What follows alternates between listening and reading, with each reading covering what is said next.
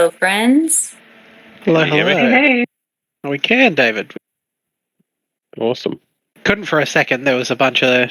Sounded like you were listening to a CRT TV on static in the background, but that's gone. It's good. Oh. Nice. Very good. What happened to Celeris? Discord has decided to nerf music bots. Oh, Yeah. So we're going to try rebuilding her next year. okay.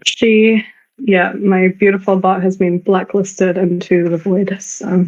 Oh, sad. Yeah. You know, So we'll try and rebuild next year. There's a couple that Yeah. still potentially work, but I think they're all sort of on a timer of when they get yeeted. pretty much, yeah. We'll see if we can build our own one. Maybe. Oh, it was my own one. Oh, it was yours. Oh, Yeah. Rip.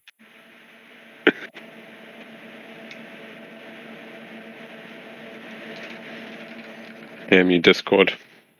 This is not the official stance of the company, but a personal opinion of David McDonald's.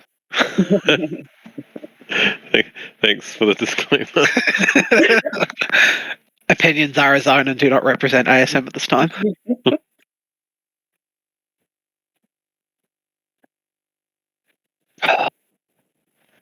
No, I'll give people a couple more minutes.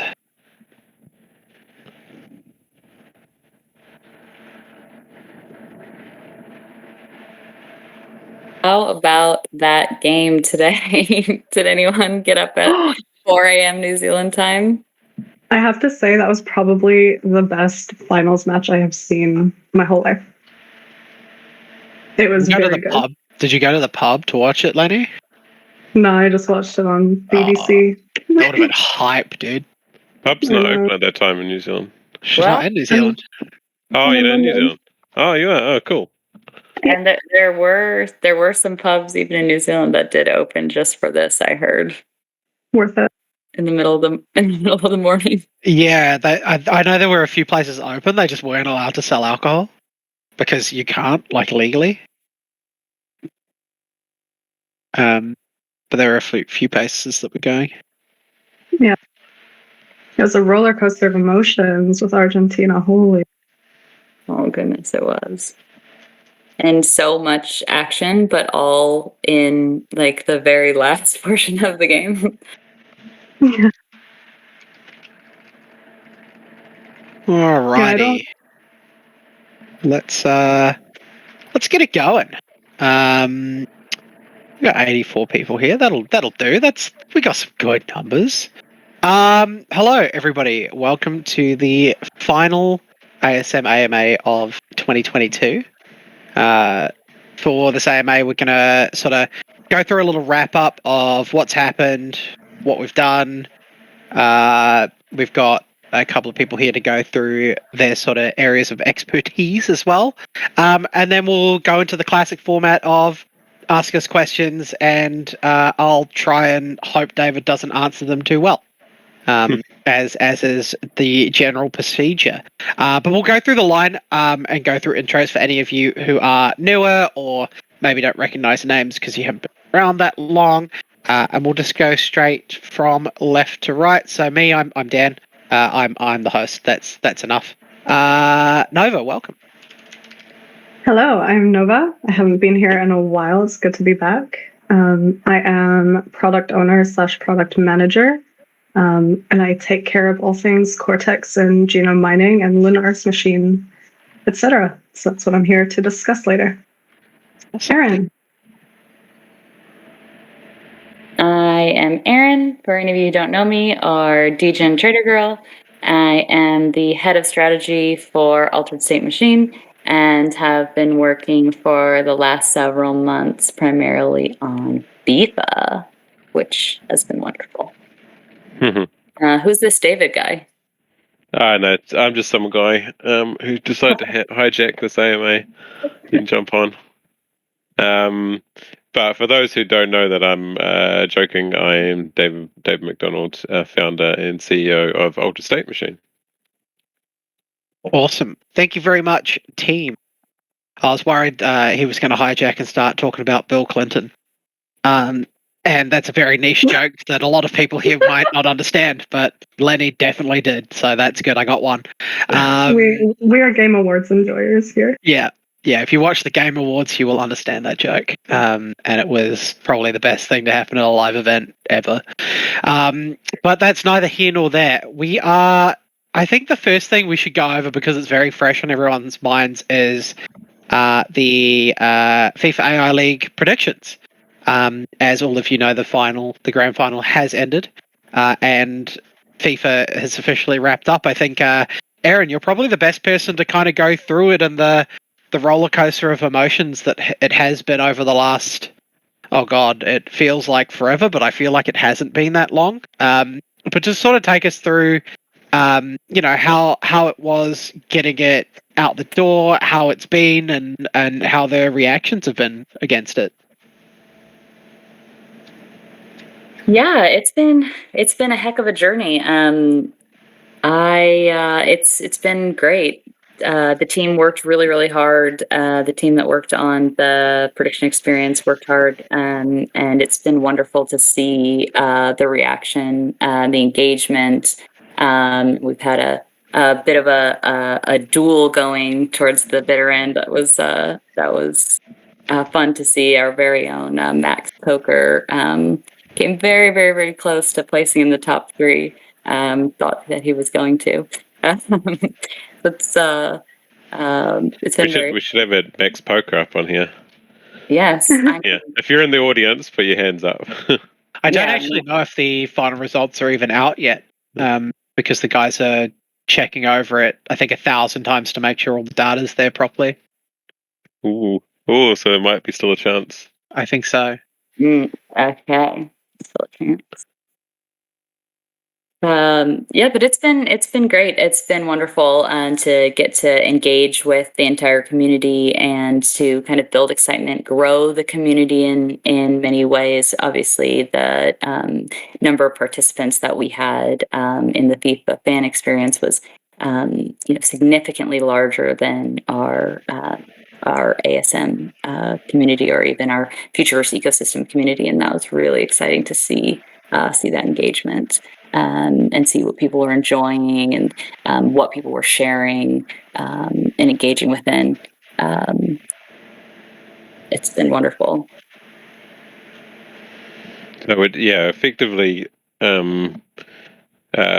put some X's on the size of our community, which is good. So we have to wait and see the final numbers, but 4 or 5x.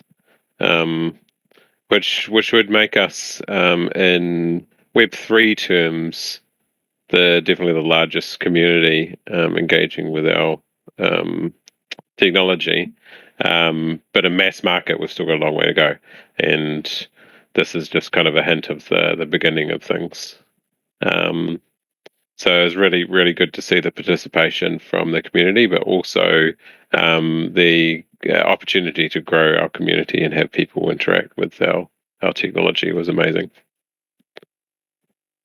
Yeah, and I think a very easy roll-on for that is what's next after this stage. I know there's a lot of people talking about the rewards and the upcoming game and all that sort of stuff. So maybe David or Aaron, if we want to touch on what's coming.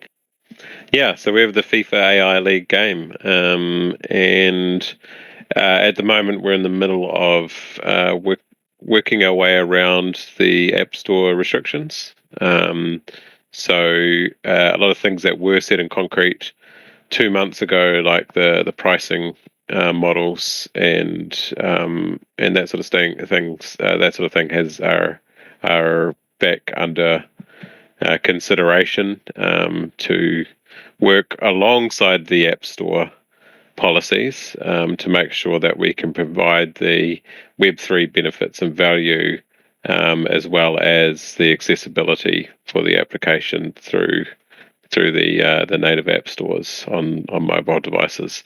So that's been a bit of a challenge for us. As you know, if you've been watching the industry closely, Apple not that long ago decided to update their policies a little bit, which has been an interesting journey for a lot of people in this space to navigate. So we've been doing that, but that's one thing that Aaron's been working really hard on, and the team, to solve, and we look like we're in a pretty good place now. I expect overall that these kinds of policies are not sustainable for people like Apple to keep in place. I think we'll start to see a bit of pushback there, and they really need to sort of rethink these things long term, which I expect to see eventually. But in the meantime, we'll work with them and make sure that we can get our applications and our technology in the hands of as many people as possible. Yeah, well said, David. And Aaron, anything to reiterate on the next steps for FIFA? Yeah, I think we'll probably have a lot more information coming out very soon on the game. Yeah, it's extremely exciting. There's some let's see, trying to dance around what we can say. Let's say some revolutionary technology that is utilized within the game. Not quite sure how much I can and can't say around that, but it is some mechanics that we are using that have never been used, that we created, and we're extremely excited to start to talk about, share with our community, and eventually share with the world. Some really, really exciting stuff that kind of touches to the core of what ASM is about, and what drives our mission and our vision. And so very, very, very excited to start to get to talk about that, and ultimately get to put that into the hands of our community and ultimately the world. So watch this space. What's our ETA on the event that needs to happen before we can start sharing that information? I think end of year. End of year, okay. Yes. Yeah, it's kind of like moving through molasses at the moment. Yes. But that's, cool. Getting cryptic links now. Cryptic ones. I don't even know what they're talking about at this point, so that's fun for me too. But let's take a little step back from what's been going on very recently and kind of look at a couple of things that went on this year, and we'll go over to Lenny to talk about. We've just gotten into mining cycle 3. Asto Energy is still generating. We've got things coming up in the future that obviously I don't think we're talking about too much just yet. But Lenny, from your perspective, how has seeing Cortex go from just being able to have a look, and then going from it's got the inventory now, we've gone through multiple productions, minings. How has that been from a product manager point of view? It's the development of the Cortex is pretty exciting. We obviously put it out initially, as the head of the LBA, to get that Asto Discovery auction out there so we could bootstrap Asto, which was a really cool event. And then from there, we built on it. We built Genome Mining, the Lunaris machine, also facilitated rewards through it. And now we have the inventory too. And it's just... there's a lot of potential and a lot coming in the future on the Cortex. So it's really just kind of exciting to see that momentum being picked up, and creating kind of like that central hub for our community to come and engage with our technology and our products, and their assets. So yeah, I'm pretty proud. What do you? Yeah. I mean, it's been an incredible thing to watch Cortex, is that because I've been sort of pretty separate from the updates that come out until it's sort of quite close to them releasing, and then all of a sudden it's like, oh, the page has gone from, as you said, the Asto Discovery auction, and then being able to check the brain and see if the Asto claim is still on it, to the Lunaris machine, to being able to put the Asto in and then start mining, and then obviously the discovery through lore of the different areas in Alaria, and obviously the fully canon now Whale Island that exists, which is, obviously going to be my favorite spot for reasons. But yeah, it's been really fun to watch it grow, rather than sort of being like, okay, it's out and it's been the same for 6 months. It's been a stage by stage release, and it's just evolved.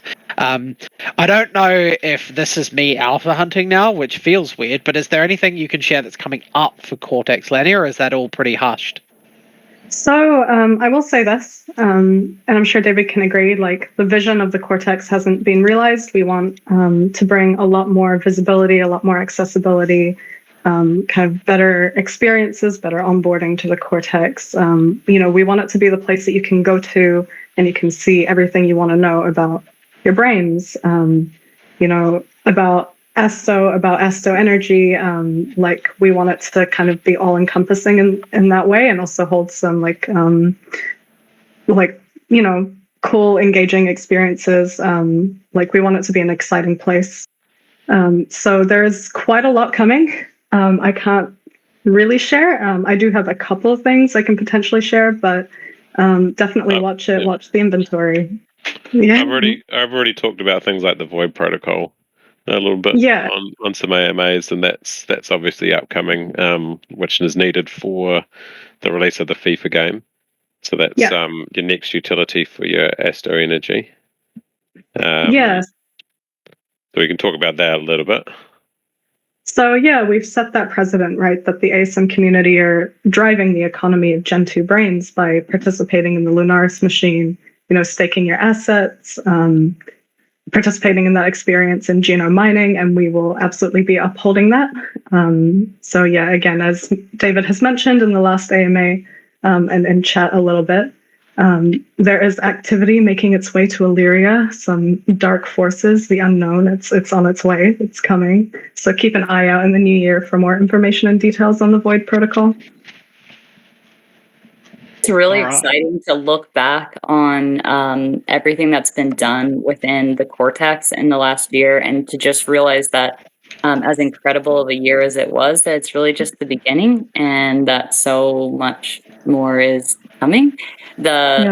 Even just the mechanism of the Asto Discovery auction, or the Liquidity Bootstrap auction, that really allowed the community to come together to be the ones to set the price of Asto, and the implementation of genome mining as a way to gamify and engage around an otherwise fairly complex and transactional experience that could be staking in DeFi, that for anyone outside of the space would just be incredibly niche and complex with a massive learning curve, was really, really exciting to see. And it's kind of exciting to look at those things and think how much has been done, and that it's really kind of just the beginning of how of everything that will come, and the just the start towards the use of community engagement within these decentralized technologies, and eventually towards community governance and ownership. Totally. Just to segue from that, I guess I should speak a little bit on the future of genome mining.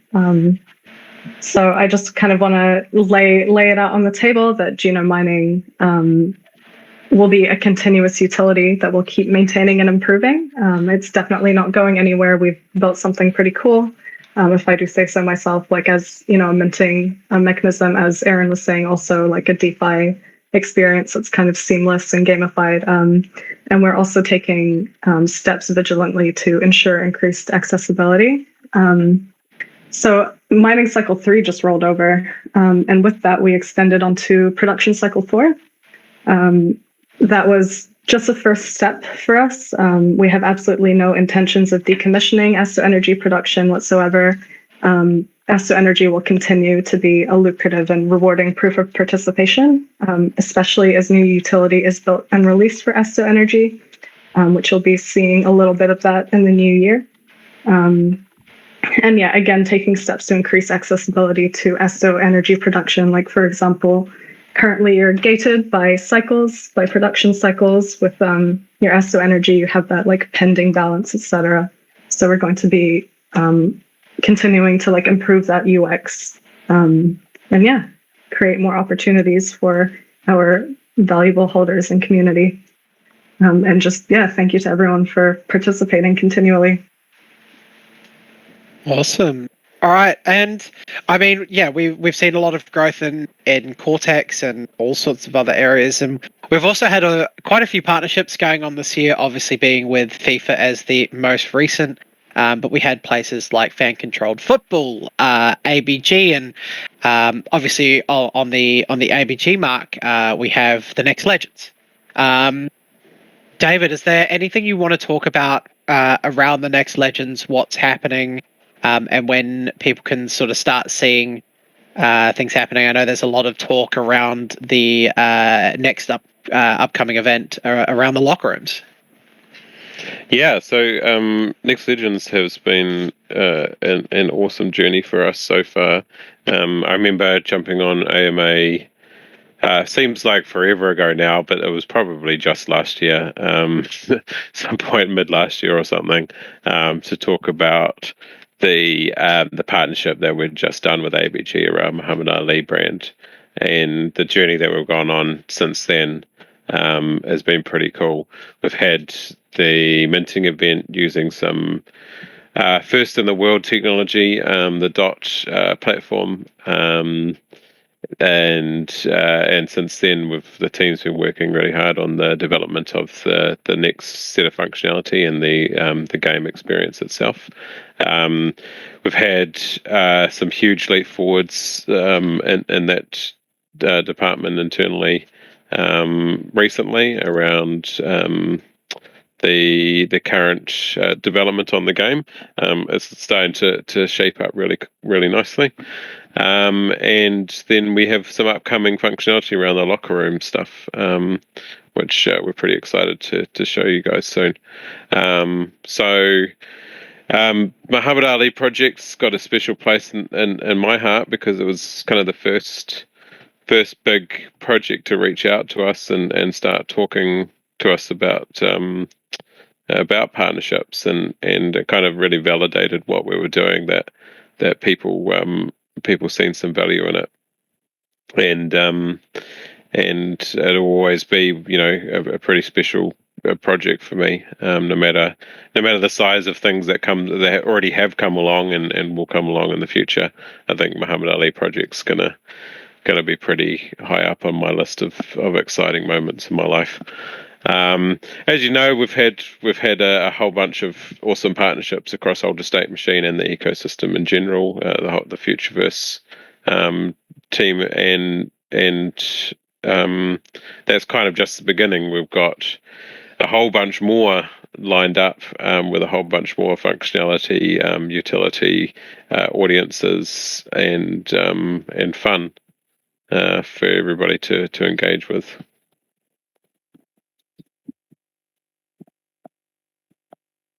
Awesome. And I guess the last thing I sort of want to quickly recap before we get into questions from the community. So if you do have questions, start popping your hands up now and we'll get to you very soon.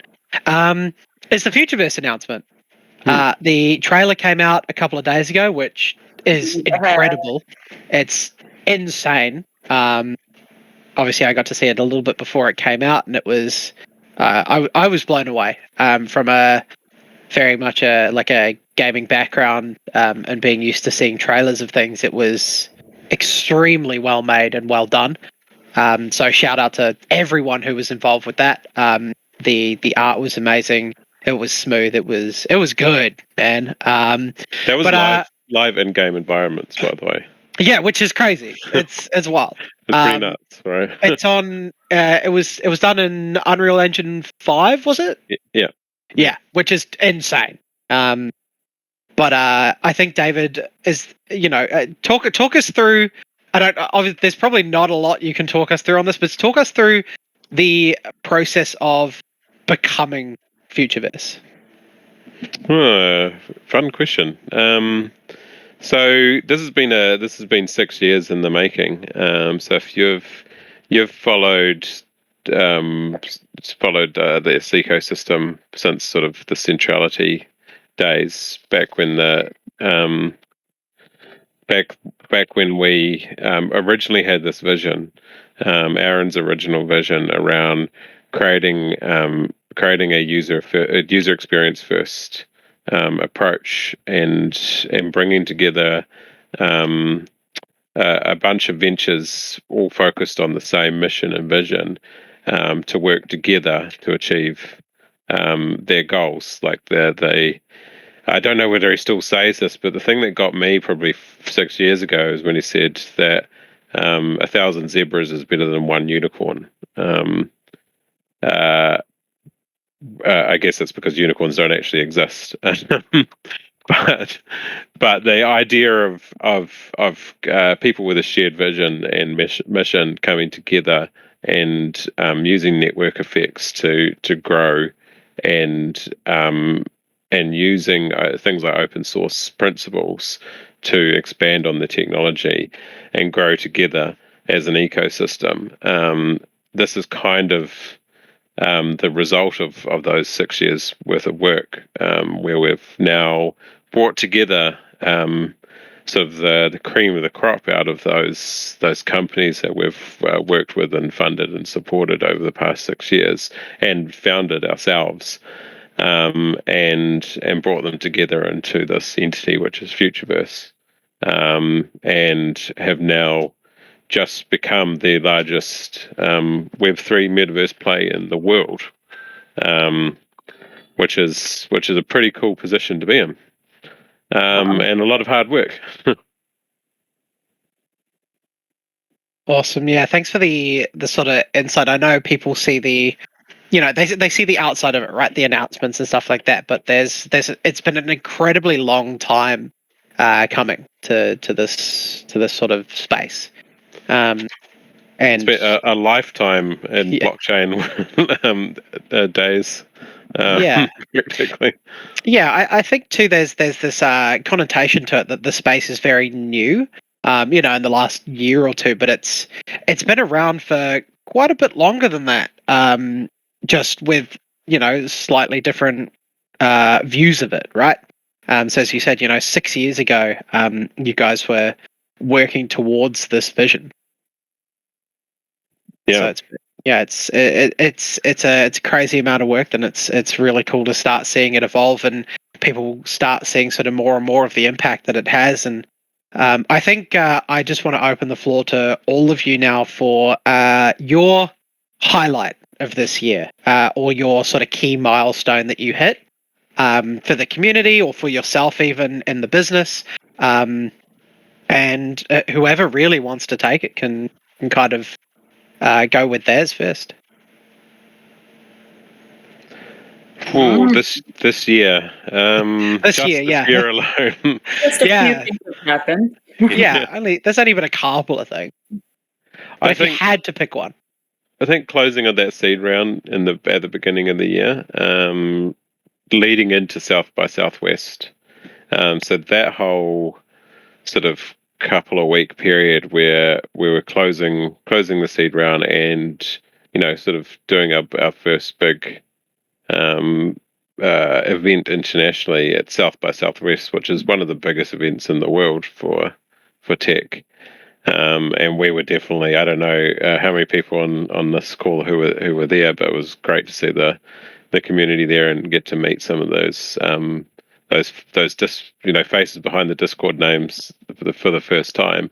But it was really awesome experience to go along to, and to be the number one activation, I would hazard to say, in the whole event, over the Tech Week period was pretty incredible as well. I think choosing one singular event is going to be very hard, because I look back at a year where, like, as I mentioned earlier, we had the launch of Asto, and we did it through the liquidity bootstrap auction, and putting the power to determine the launching price of Asto into the community in a totally decentralized, transparent way. I look at the mint of the next legends and how interactive and immersive that was. I look at the everything that's in production right now. I look at so many things that have accomplished this year, but I think if one thing that stands out, maybe amongst everything else, is the use of the first use of our AI technology and the thingies. And that's been extremely exciting to see that in the world, and the first of its kind product in the mechanism that it utilizes is exciting, and has been so wonderful. And the what is to come is probably even more exciting.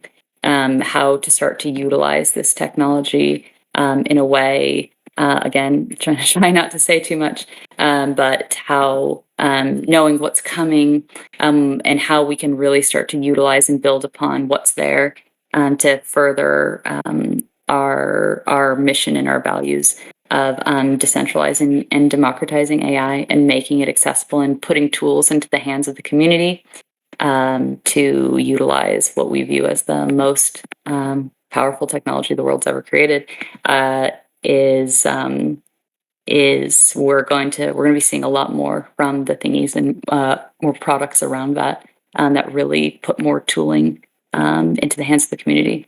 And so to get to see that as the first actualization of our vision and mission and everything that we're building towards feels like a really exciting and important moment of 22 for me. Awesome. And Nova, last but not least, what are you thinking? I mean, I couldn't have said it better myself. Again, just giving a shout out to genome mining, just a completely novel experience for minting Gen 2 brains. I, don't think any lesser of an experience would have been appropriate for such a cool piece of technology. And yeah, I mean, just everything on the Cortex, the Lunaris machine, the lore that we're conjuring up. Having Steve on board, getting to share that experience with the community. I think we're building something absolutely amazing, and just all the opportunities that we've had within the ecosystem, even crypto walkers. It's been a year. It's been a really, really crazy year. I don't have enough words, to be honest. How about you, Dan? That's a heck of a question. So me? then you can answer it too. God. I mean, ASM wise, what's been my highlight? It's hard to pick. I think a lot of my highlights ASM wise have been a lot of the community events that I've gone to. We did the beach cleanup with the Fluff community towards the start of the year, which is really cool to do something sort of tangible in the community. There's been quite a few events that I've gone to meet people, and it's been really fun. A lot of the community are really nice too, which was cool. Unfortunately, I seem to get sick every time I leave my house now. So every time I go out to one of these things, one of them gave me COVID, and then the rest of them have given me a cold. So not the best, but I think getting to actually know the people inside of the community has been my highlight for that side of things. I think a lot of crypto communities get a really bad rap for being very crypto bro-y, which I haven't found here, which has been really cool. And then, I think that would be my highlight. But going off of that, let's open up the floor. So if you do have any questions, please pop your hands up and we will get to them. There's been a few hands up for a little while, so let's hope they are still here, as some of them have the away marker. But Tybo, welcome to the stage.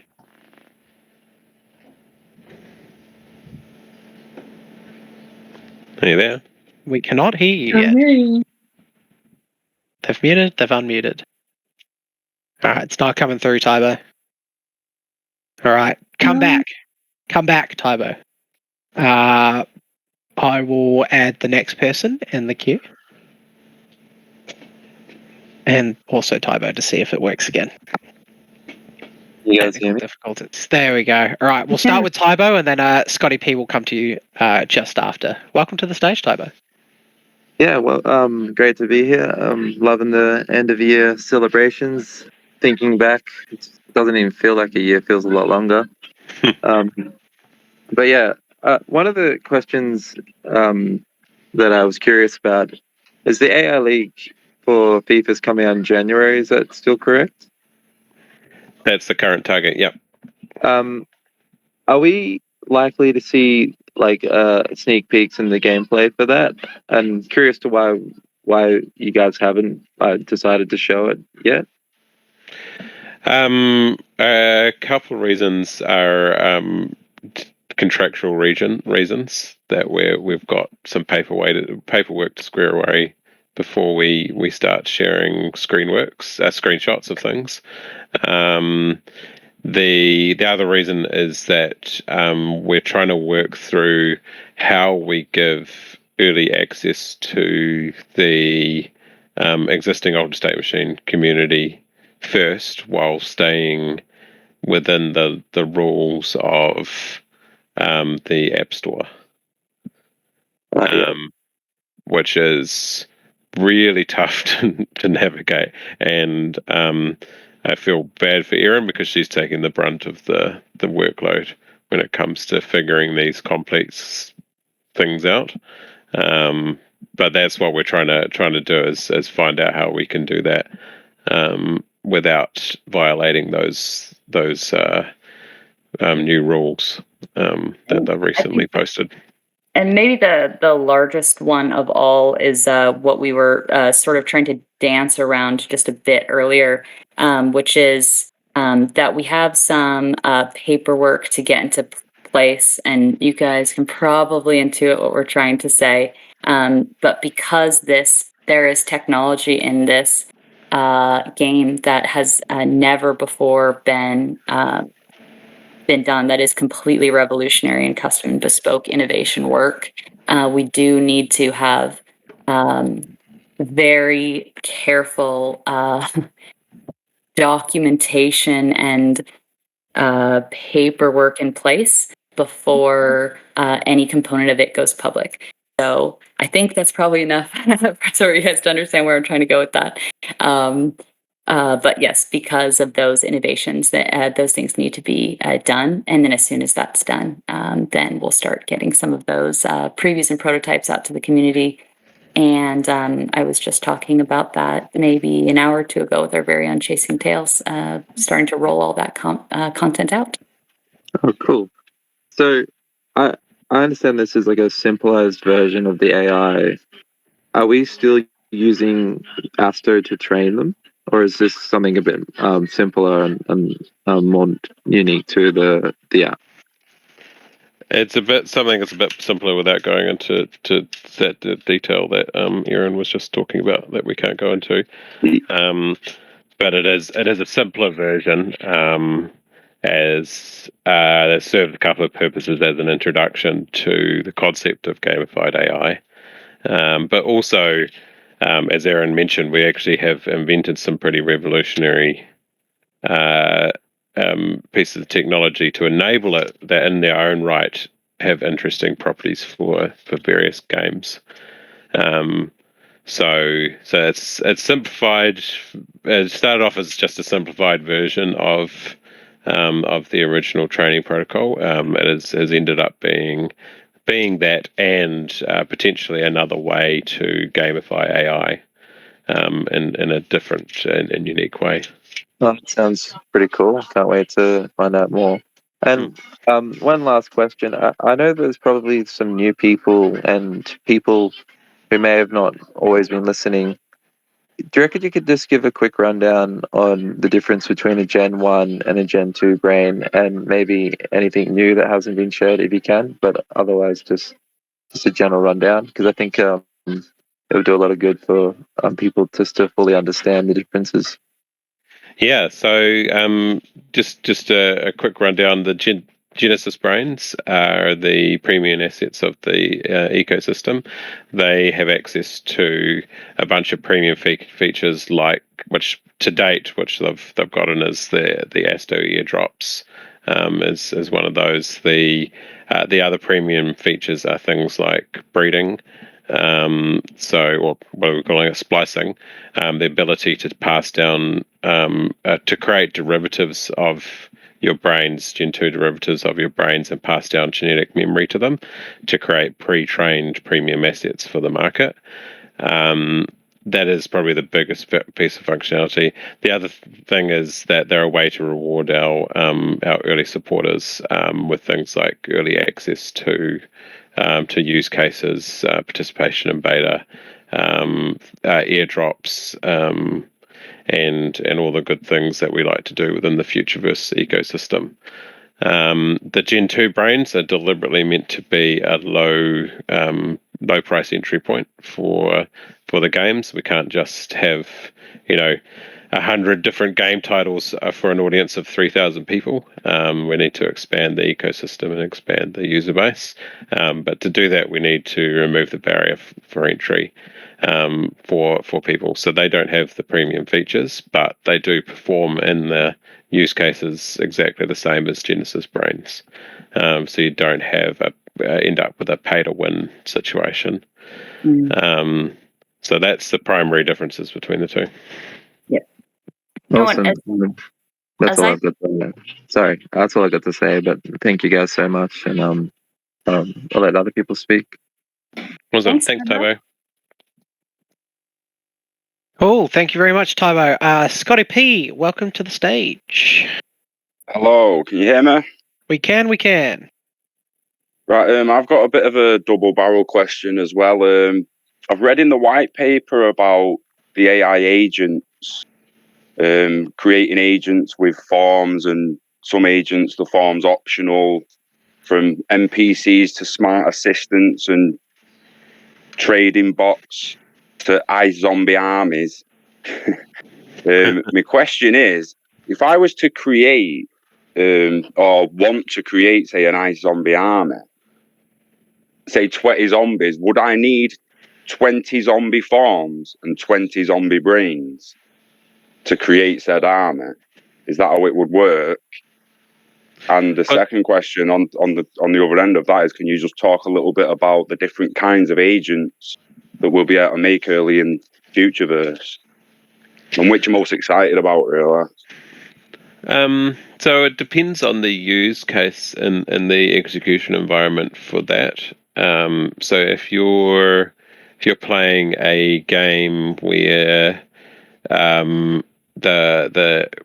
developers have designed the mechanics that you have a zombie horde that a user sort of owns and creates to defend a facility in a world, for example. This is a pretty contrived example, but they could in theory control that army with a single AI.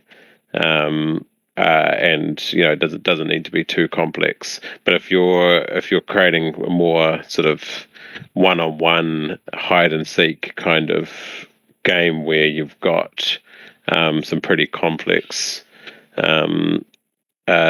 things and decisions that the AI has to make, then you might want to have completely separate and discrete AIs for each character in that execution environment. So it really depends on the use case as to what kind of approach you would take as a developer. But both are perfectly valid for different reasons. Right, that was kind of where I was getting to with the tag as well, with regarding to the early evolution of the gyms and what we'd actually be able to create. I understand you might not be able to talk about it much, but Yeah, so we actually have some really interesting use cases that we've built a couple of them. So we've got some more FPS focused stuff where they are individual intelligence, both on your team as companions and then you play against. We've got some of the stuff that Adam Car Club's working on that are individual intelligences, and then we've got some more horde intelligence stuff that we've built some prototypes around. So and they're all really interesting use cases, but have really clear and different mechanics that are behind them.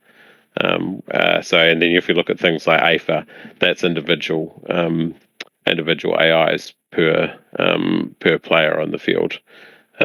So yeah, they have different results depending on how you want to use them. I've completely forgot what your second question was. it was basically just that. Can you talk about the different aspects of the different agents?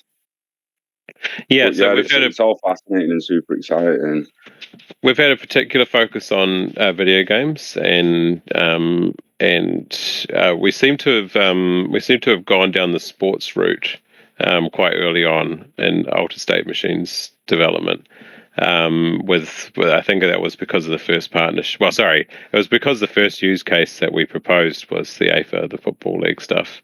Then we started getting a lot of sports focused partnerships, because it is a pretty good genre to tap into, to be the kind of bridge between fantasy and simulation sports. I think is a really interesting use case.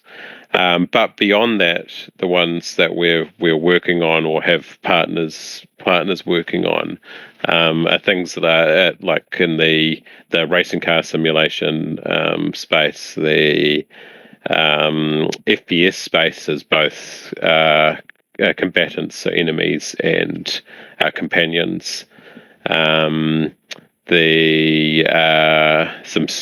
interesting strategy use cases, the open world, more sort of MMO style stuff with things like shopkeeper NPCs and quest giver NPCs and flora and fauna that evolves within a world. Some other interesting use cases in the gaming space. Then outside of that, we've got the personal assistance stuff. So the idea around the composable elements is that you can bring together things like an NLP and a chat style, a conversational chat style AI, and some other a few other AIs to perform different tasks for you depending on what you need. And then probably some of the more boring stuff around DeFi bots, trading bots that do mundane tasks for DAOs. So setting up an AI to do sort of token health stuff for your DAO or trading or distribution or things like that. So pretty much anywhere AI can be applied,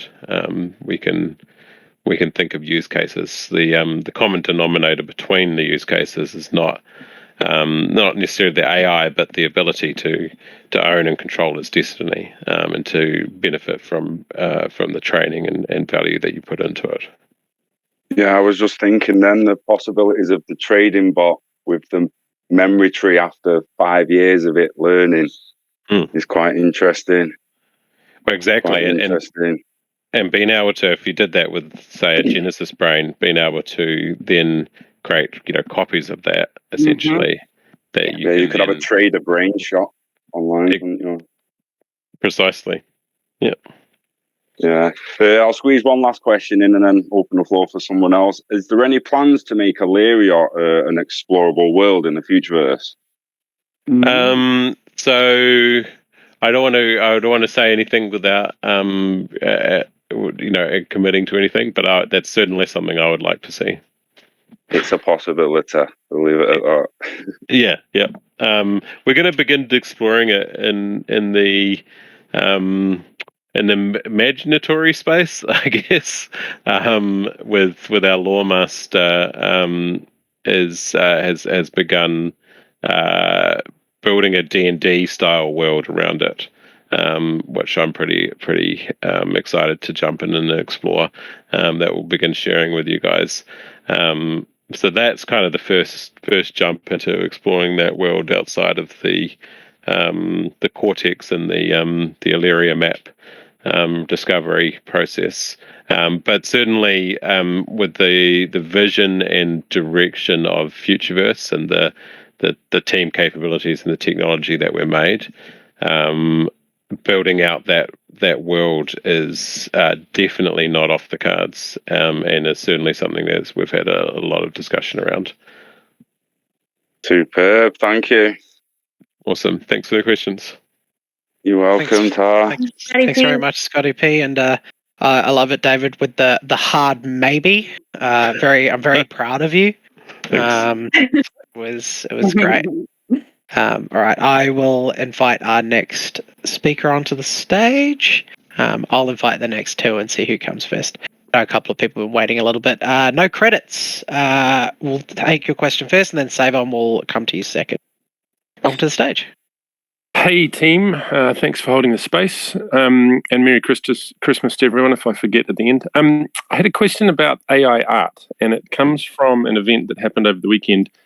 Another community announced a competition, and a friend of mine in this space said, hey, you should enter this, and they invited you to use all sorts of artificial art, AI capabilities to create something and enter a competition. So I did, and it was on Twitter, and I immediately got a plethora of vitriol from artists and illustrators on social media saying, AI art just steals art from humans and blah, blah, blah.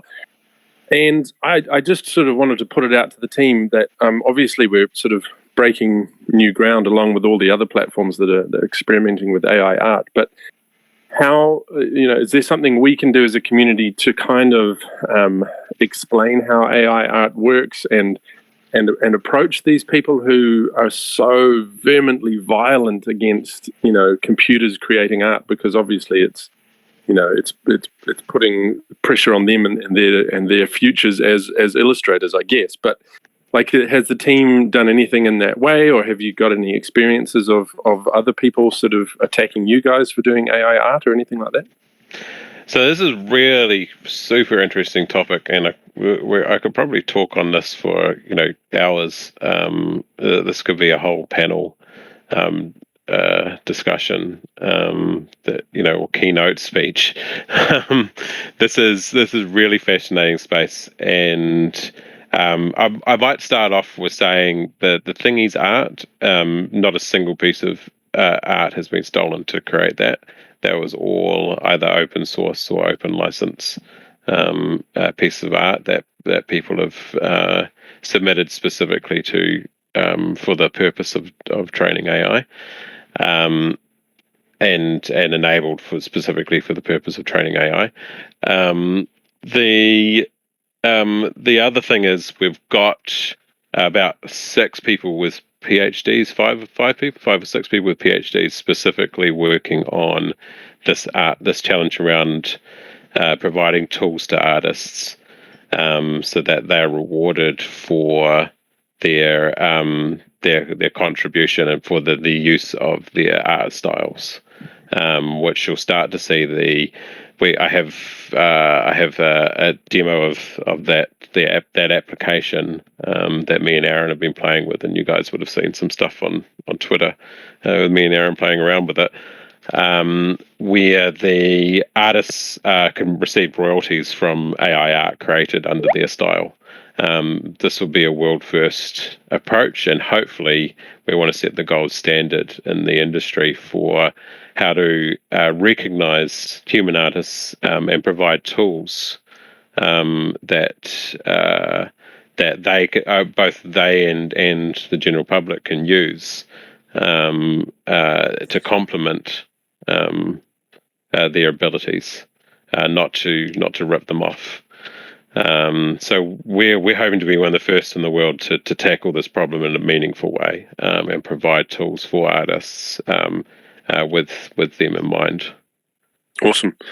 That's super cool. And I mean, I've been an artist for 20 years, so it's great to hear that it's not just a technology that's going to shut them out. But I would be super keen to have you on a panel, maybe if I can get a group of people together, maybe in the new year, and maybe approach this subject and try and get people from all across the industry. It would be really good. Yeah, I'd be super keen. It'd be great after we release that piece of functionality. I think. Yep. I think it's when people are pretty passionate about stuff like this, I find it's best to show, not tell. Yeah. So once we can. Yeah, sorry, Dan. Once we can, once we've released that piece of functionality, I'd love to get on a panel and talk about it, and talk about how, from we obviously have a lot of artists and creators. We have a massive amount across the ecosystem and within within Altered State Machine, we have a massive amount of artists and creatives within our team, and it's stuff that we talk about a lot. And the evolution of technology is always scary for anybody's industry. I imagine there was probably similar reactions to things like Photoshop and advanced computer-based graphics tools.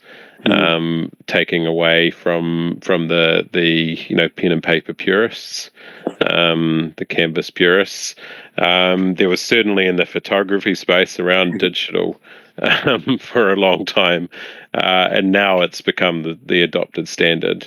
I remember debates about cell phones sort of taking over as everybody was now a photographer, and people getting upset and angry about that. So, the art and creative space is no stranger to technology controversy.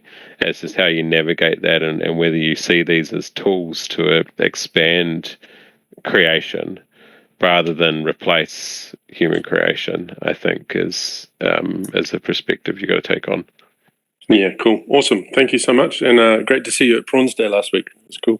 Yeah, it was dope. Nice seeing you. Okay. See you, mate.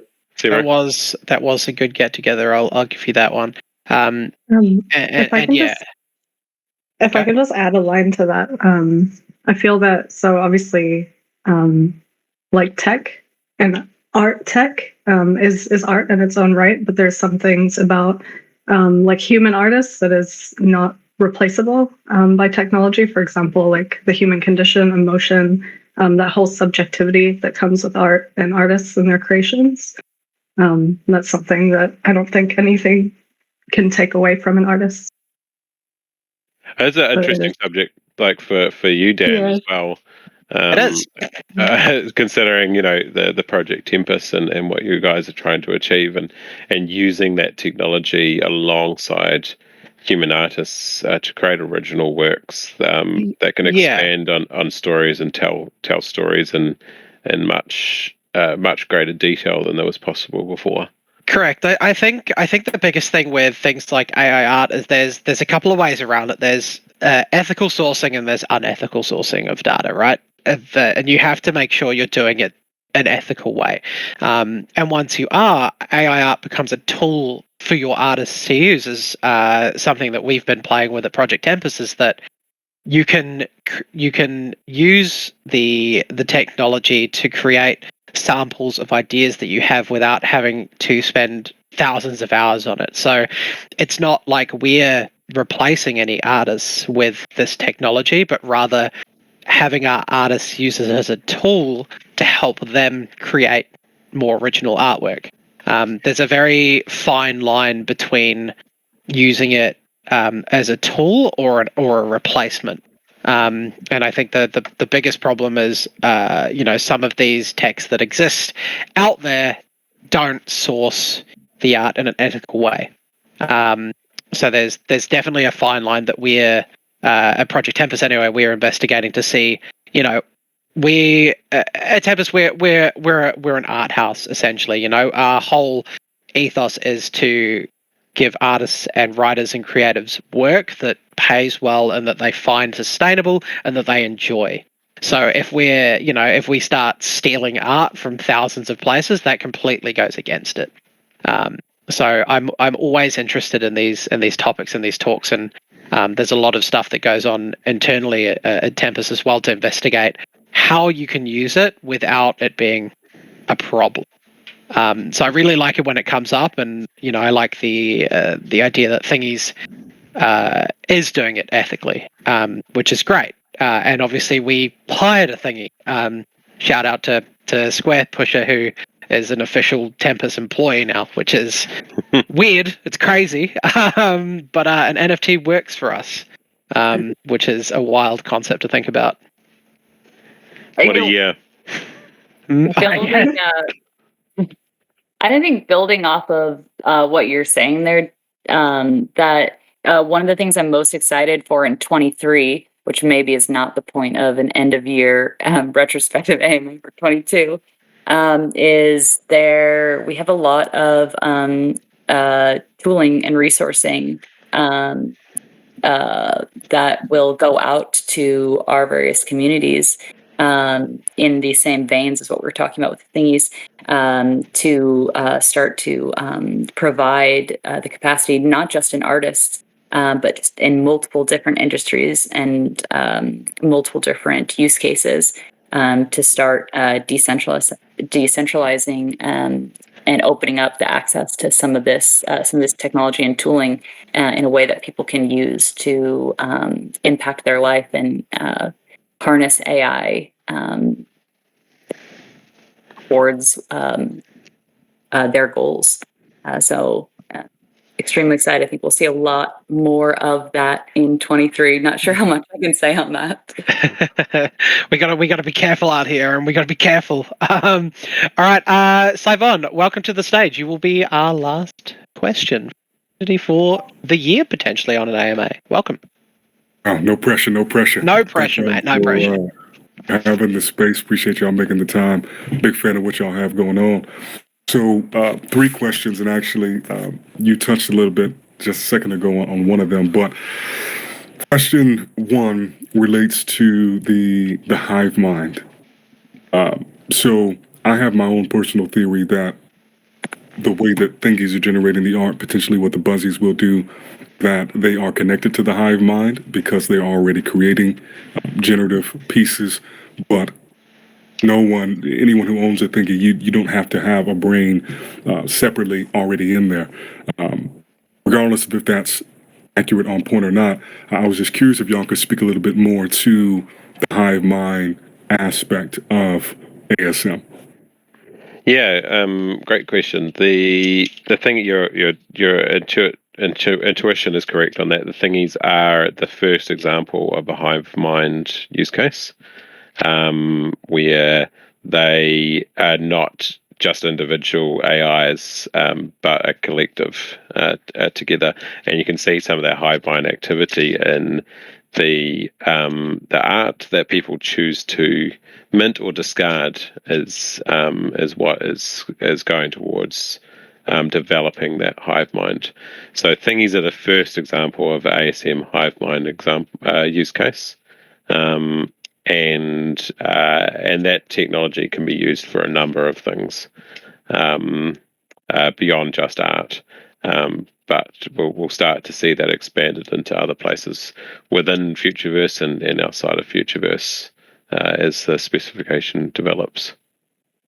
Okay, because the reason I'm particularly curious about that is knowing that, so from my understanding, the Gen 1 brains, that's one of the unique aspects that they have versus the Gen 2 is they get to plug in to this hive mind.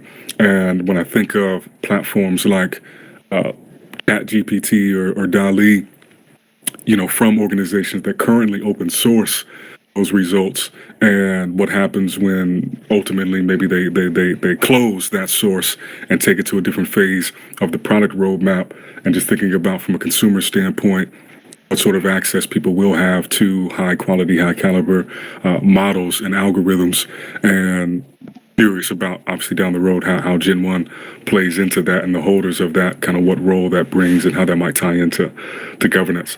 So, second question, as far as splicing goes, is it going to require two Gen 1 brains to splice, or can a Gen 1 brain splice with any other brain, but the results may begin to change a bit based on what it's paired up with if it's not two Gen 1 brains coming together to do the splice?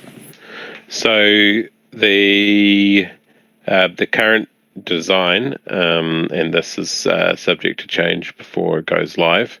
The current design is that it requires at least one brain to splice. One Gen 1 brain, sorry, to splice. Okay. We have to look at the sort of the drive. So my reasoning behind that is that the more genetic diversity you can have, give your mechanic access to, the more mechanism discovery people get to play around with. So if you really want to find the most similar brain to your brain, you've got a much higher chance of doing that if you can access that from the both the Gen 1 and the Gen 2 brain pools, which gives you the opportunity to really dig deep and fine tune what you wanted to get out of the exercise. But again, that's, we've got a modeling and testing around that to make that set in stone. But that's the current thinking. Thank you. And then last question is just wanting to know a bit more about how the models are done in the background. So, for instance, knowing that Thingies have focused on art up to this point, from what we know publicly available, these are going to connect a lot more to structural design, 3D design. Maybe there'll be some component within ASM down the road that touches on music, the DeFi applications, and a lot of what other platforms have done, like some of the ones I mentioned earlier. Up to this point, a lot of the AI models they're siloed, no pun intended. You have something specific for art, you have something specific for chat or conversations, something specific for voice imitation, video imitation. So I'm keen to learn more about how the model on the back end of ASM is built out, if it's one whole unified thing, or if there are kind of these different buckets of models that go on, and then based on the application itself, it gets fed into and accessed through the brains, and then kind of how that down the road y'all are thinking about transitioning it so that it's easier to access and take those algorithms and plug them into things in that more composable manner. So a little of column A, a little of column B. So the idea of specialized models for specialized tasks, I think, is something that's important, and the idea of composing those models together to create new experiences is something that we've focused on. But the point of the genome matrix is that when you bring these composable models together, even though they might be specialized in certain areas, they have consistency of execution between them. So that's kind of one of the unique things about Altered State Machine's approach, is that yes, we're using composable models where we're bringing together a number of specialized AIs to create unique outcomes, but they have a consistency of personality or approach between them because of the genome matrix, because we've mapped things like, so he's a speedy soccer player. He's also, you might have a speedy cadence in his speech, which is a completely different model, but we have a consistency of personality. Or he's aggressive soccer player, he might be an aggressive type of personality in a chatbot application. or we created a different approach, an imitation learning approach to a first-person shooter, but we get a consistent experience that you can pick up this guy who plays or participates in Muhammad Ali boxing. You get a consistent experience when they go into a completely different use case using a completely different AI model. We can keep that consistency. So you're kind of right that we are using composable models, which I think is the best way to do it, rather than trying to create one super artificial general intelligence, which is a noble goal for sure, but I don't think we're going to see people running around with their own AGIs within the next decade. But we still want to have that consistent experience across different use cases. So that's why we use the composable model architecture with genome matrices. Awesome. Thank y'all for the time. No problem. Thank you. Very Thank you. much.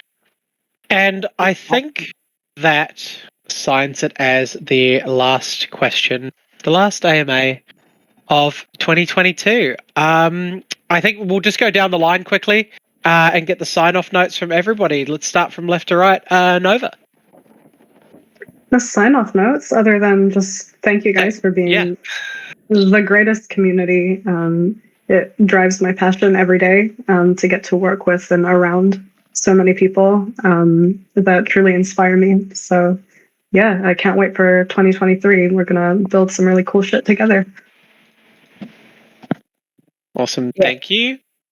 Yeah, I love that. I think that that's the perfect way to summarize it. It's like a lot's happened in 2022, a lot of which we'll start seeing very soon.